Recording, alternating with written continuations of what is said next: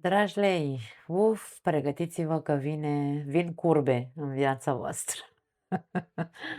Da, pentru lei, dragilor, ce să zic, este,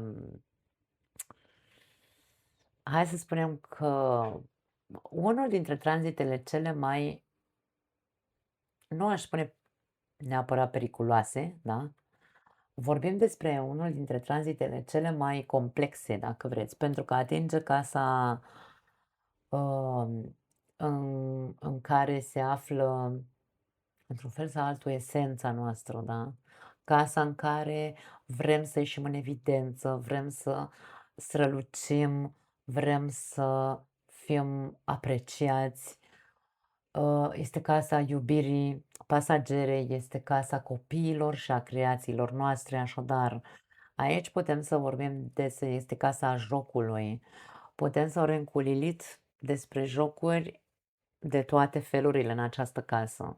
Acum, să nu uităm că Lilith vine după un tranzit de 9 luni de zile în casa voastră a patra, unde a încercat să ce? Să vă scape de anumite să vă scape, să vă eliberați voi de anumite condiționări care au avut legătură cu familia voastră. Scorpionul în casa a patra, vorbim despre de ce nu. Putem să vorbim despre un uh, mm, mediu familiar toxic poate să fie. Ori foarte critic, ori foarte restrictiv, ori foarte controlator, ori foarte manipulator, de ce nu, emoțional. Un mediu familiar foarte tiranic, poate fi și asta, sau dramatic, da. Nu a fost ușor procesul de a scăpa de acele pete, da, de a ieși, pentru că e casa a patra, e casa familiei. Este casa familiei și a trecutului, a rădăcinilor noastre, de unde venim noi, din neamul din care venim noi, din mama și din tata, care sunt ei, cum au fost ei, ce tip de copilărie am avut, ce mi-au inculcat din punct de vedere psihologic, emoțional, cum i-am văzut eu pe ei, da? Cum am trăit, sunt trăirile mele interioare. Scorpionul în casa a patra poate să vorbească despre trăiri intense din punct de vedere emoțional și psihologic în ceea ce privește uh, copilăria, trecutul, și Lilith a încercat în ultimile 9 luni de zile să scoată la suprafață multe rahaturi, ca să fiu în continuare autentică, da? Foarte multe rahaturi care au avut legătură cu familia ta sau au avut legătură cu lucruri care s-au întâmplat în trecutul tău, în copilărie mă refer, da? Poate fi. Vorbim despre un proces traumatic care poate unii dintre voi ați făcut terapie sau încă faceți terapie ca să scăpați de acele sechele, traume, da. Acum, Lilith intră în casa cu numărul 5, casa 5, după cum am spus, casa iubirii pasagere și așa mai departe, nu mai repet. Aici putem să vorbim despre unii dintre voi, despre tentații foarte mari, pentru că Lilith nu putem să spunem că nu este o tentație.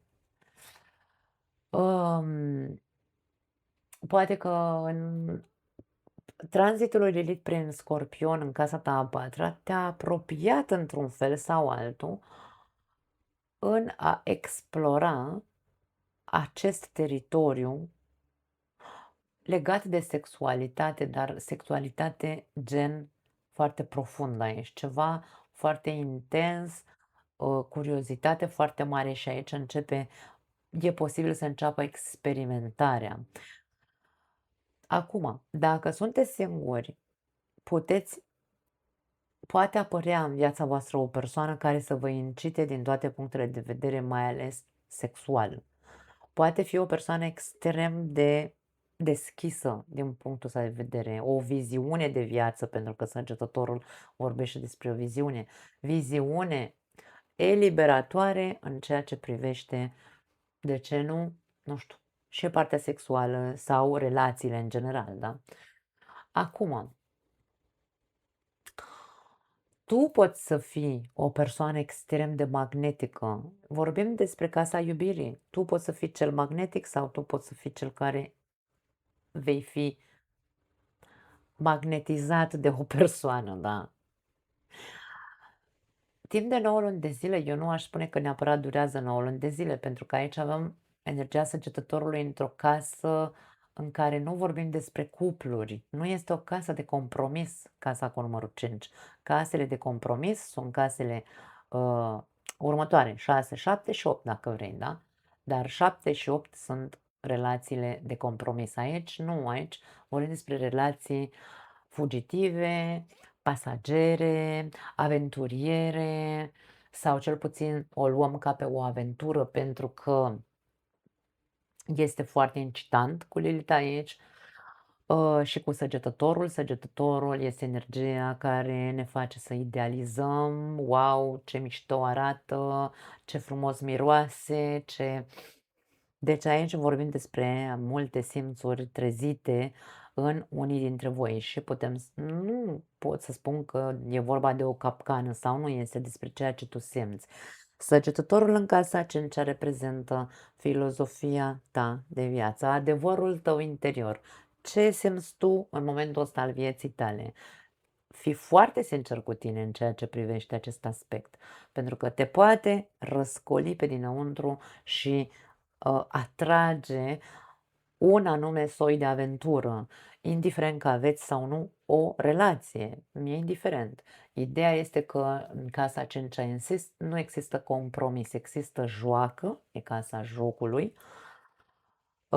Există pericolul să rămâneți însărcinați? Da, da, da, pentru că se amestecă între energia săgetătorului, a lui Lilith și a casei, cum vorbim despre o casă care conține imaginea copiilor, putem să vorbim despre acest aspect. Așadar, atenție dacă nu vreți copii, să nu rămâneți însărcinați în momentul ăsta, în următoarele 9 luni, atenție că sunt 9 luni, da?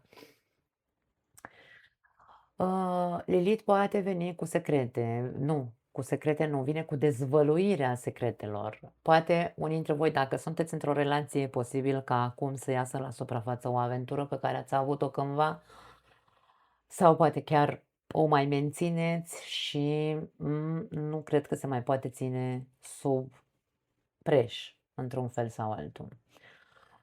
Mm, Ce aș putea să mai spun aici, în casa cu numărul 5? Creativitatea poate să fie foarte, aș spune, dacă sunteți artiști, pentru că în casa 5 se află artiștii, da? Dacă pictați, dacă scrieți, dacă, nu știu, nu știu, nu contează, artiști, în general. Art, modul în care veți crea va fi foarte visceral. Se va scoate foarte mult în evidență o anume latură sălbatică în creațiile voastre. Acum, toate acele creații, toată acea dorință de a expune prin creativitatea voastră, de exemplu, dați un exemplu ca să înțelegem mai bine. Sunteți pictor sau vă place să pictați. Dacă până acum ați pictat, nu știu, copaci sau altele, acum veți picta copaci morți. E o glumă, da? Copaci cu ceva sinistru în ei, pentru că Lilith vine cu această energie obscură într-un fel sau altul. Scoate din noi o cenzură, da?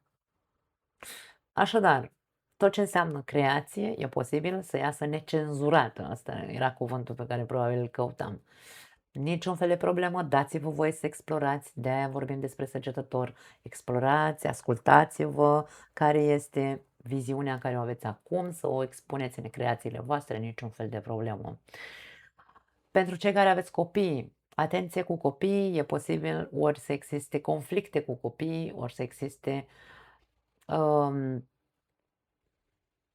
pentru unii dintre voi să fiți părinți, genul de părinți care să vă incitați copiii să fie mai agresivi, Atenție că poate să existe această posibilitate. Este un soi de exagerare în legătură cu copiii. Ori pentru că le băgăm în cap prostiile noastre că avem noi, nu știu, eu de exemplu am 48 de ani, mă apropii de 49. Dacă eu m-au crescut pe mine într-un fel anume și nu mi-am schimbat mentalitatea, da? Să-mi pun propriile mele reguli de a gândi și le impun copilului meu, se numește dogmă. Așadar, orice prostie încerci să faci, prostie, orice mod, hai să zicem, dogmatic în care încerci să, uh,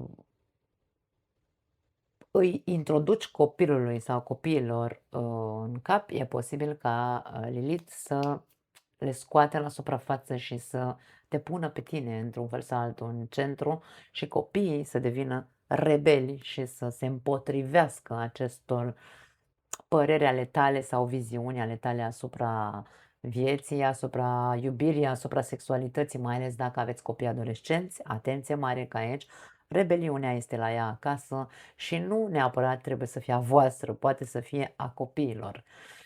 Încercați să fiți cât mai deschiși în această perioadă cu copiii voștri adolescenți, nu pentru a-i încătușa, că nu veți reuși, dar nici pentru a vă lăsa voi încătușați sau călcați în picioare. Se poate și viceversa, atenție, da?